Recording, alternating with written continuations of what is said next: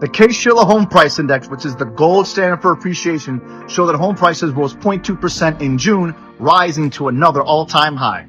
Prices are now up 5.4% year over year. The FHFA released their home price index, which measures home price appreciation on single-family homes with conforming loan amounts. Now, they reported that home prices fell slightly by 0.1% in June, but are up still 5.1% year over year.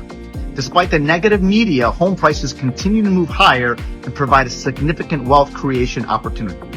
Now, existing home sales rose 1.3% in July to an annualized pace of 3.95 million units, which is in line with market expectations and broke a 4-month losing streak.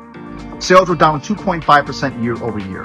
Homes remain on the market for, on average, 24 days. We also saw a 24% of homes sold above list price.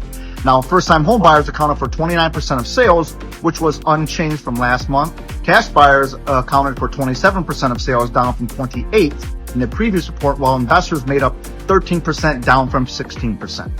Now, as for mortgages and inflation, the Fed is historically tight right now, with the Fed fund rate at 5.25 to 5.5%. We know the Fed is going to start cutting rates September 18th, but they are behind the curve and have a lot of room to cut.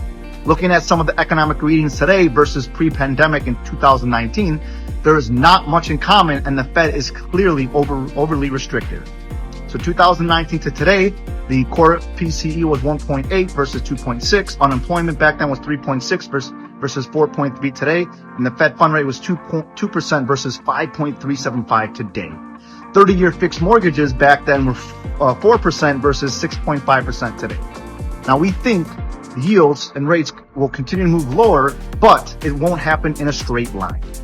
The MBA reported that interest rates remained just under 6.5% last week and were roughly 0.875% lower than this time last year. Even though rates have been on the decline, what's interesting is purchase volume only rose 1% last week and is still down 9% year over year. Call me if you have any questions or need anything. I know it's a lot of information, but we will be here for you.